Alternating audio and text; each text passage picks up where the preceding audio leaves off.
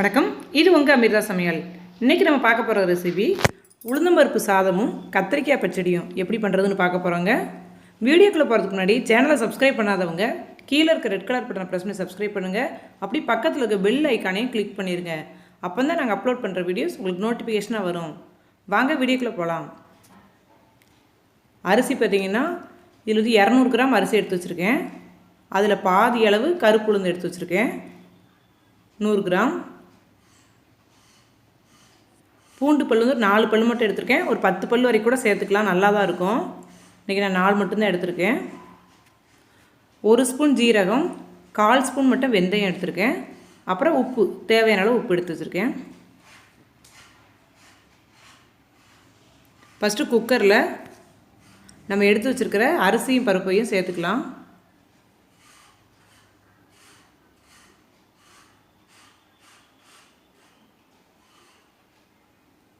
இது நல்லா 2-3 தண்ணி விட்டு நல்லா கழுவிக்குங்க.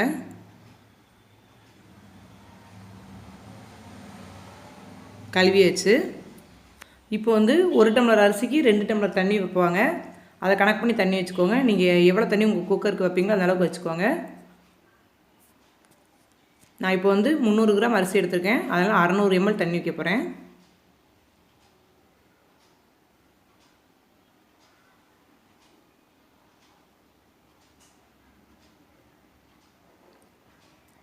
இப்போ நம்ம அடுப்பில் வச்சிடலாம். இப்போ இதில் நம்ம ஏற்கனவே எடுத்து வச்சுருக்கிற வெந்தயத்தையும் சீரகத்தையும் சேர்த்துக்கலாம். சீரகத்தை மட்டும் நீங்கள் வெறும் வானலில் லைட்டாக வறுத்து போட்டிங்கன்னா ரொம்ப நல்லாயிருக்கும். நான் டேரெக்டாக அப்படியே போட்டுருவேன். நான் ஸ்கூல் லஞ்சுக்கு அடிக்கடி கொடுத்து விடுவேன். அதனால் காலையில் இப்படி தான் பண்ணுவேன். உப்பு, தேவையான அளவு உப்பு. இப்போ குக்கரை மூடி விசில் வச்சிடலாம். ஒரு 3 விசில் வைக்க போகிறேன். ஆவி வந்ததுக்கப்புறம் தான் எப்போவுமே விசில் போடணும்னு பார்த்துக்கோங்க. அதான் சேஃப்டி கூட.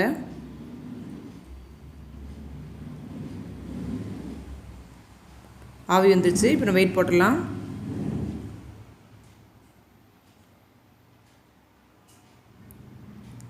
இப்போ இன்னொரு அடுப்பில் நான் பச்சடி ரெடி பண்ணலாம். சட்டி சூடாயிடுச்சு. இப்போ நம்ம எண்ணெய் ஊற்றிக்கலாம். ஒரு 2 ஸ்பூன் அளவு கணக்கு பண்ணி எண்ணெய் ஊற்றிக்குவோங்க. எண்ணெய் சூடானதும் கடுகு உளுந்தம் பருப்பு, கடுகு பொரிஞ்சிருச்சு. நம்ம சின்ன சின்னது பீஸாக வெங்காயம், சின்ன வெங்காயம் கட் பண்ணி வச்சுருக்கேன். ஒரு 4-5 வெங்காயம் மட்டும் கட் பண்ணி வச்சுருக்கேன். அதை சேர்த்துக்கலாம்.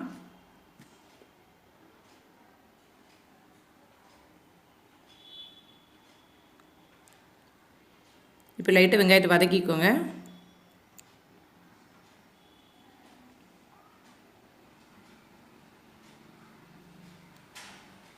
ஒரு 5-6 கருவேப்பிலை போட்டுக்கலாம்.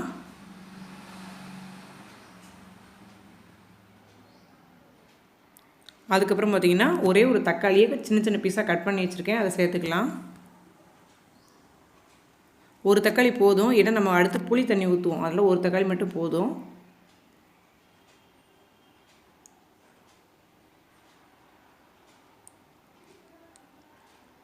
எல்லாம் சேர்த்து வதக்கிக்கலாம்.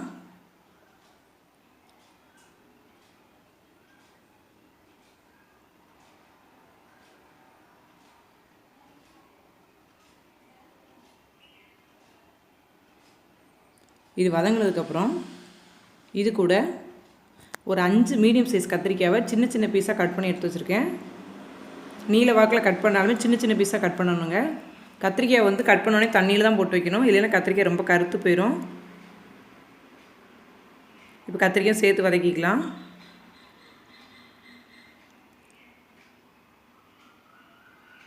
இதில் ஒரு லெமன் சைஸ் புளியை ஏற்கனவே நனைய வச்சு வச்சுருக்கேன்.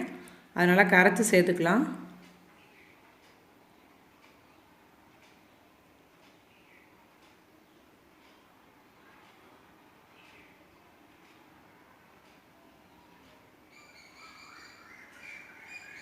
அடுத்து தேவையான அளவு உப்பு,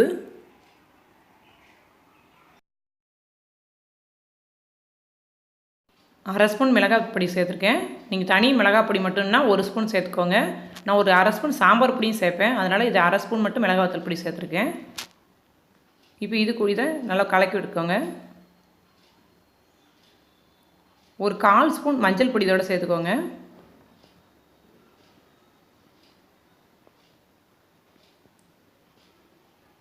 இப்போ ஒரு மூடி வச்சு ஒரு 2-3 நிமிஷம் நல்லா வேகட்டும். அது வரைக்கும் மூடி வச்சுருங்க. அது வேகிறதுக்குள்ளே நம்ம தேங்காய் அரைச்சிடலாம். ஒரு 1/4 மூடி தேங்காயும் 1 ஸ்பூன் சீரகம் எடுத்திருக்கேன். இதனால் நைஸாக அரைச்சி எடுத்துக்கிடுவோம். இப்போ வெந்துருச்சுன்னு திறந்து பார்க்கலாம். கத்திரிக்காய் நல்லா வெந்திருக்கு.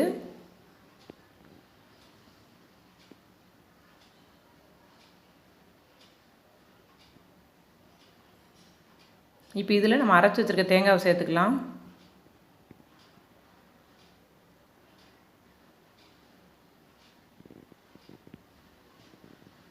சேர்த்து நல்லா மிக்ஸ் பண்ணி விட்டுங்க.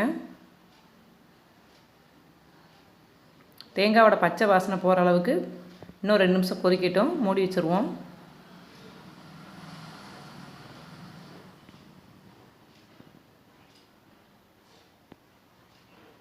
ரெண்டு நிமிஷம் ஆயிடுச்சு.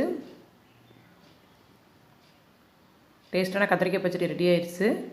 இப்போ அதுக்குள்ளே நம்ம குக்கரை ஓப்பன் பண்ணி பார்க்கலாம். சாதம் ரெடி ஆயிடுச்சு. இது ரொம்ப ஹெல்த்தியானதுங்க, உளுந்தம்பருப்பு சாதங்கிறது. இது சவுத்தில் ரொம்ப ஃபேமஸானது. இதை ஸ்கூலுக்குமே கொடுத்து விடலாங்க. இதை வாரத்துக்கு ஒரு தடவை நம்ம பண்ணி கொடுத்தோன்னா ரொம்ப நல்லது. பெண்களுக்கு ரொம்ப நல்லது உளுந்தம்பருப்பு சாதங்கிறது. இந்த வீடியோ உங்களுக்கு பிடிச்சிருந்ததுன்னா லைக் பண்ணுங்கள், கமெண்ட் பண்ணுங்கள். மறக்காமல் அமிர்தா சமையலை சப்ஸ்கிரைப் பண்ணுங்கள். இந்த நாள் இனிய நாளாக அமையட்டும். நன்றி.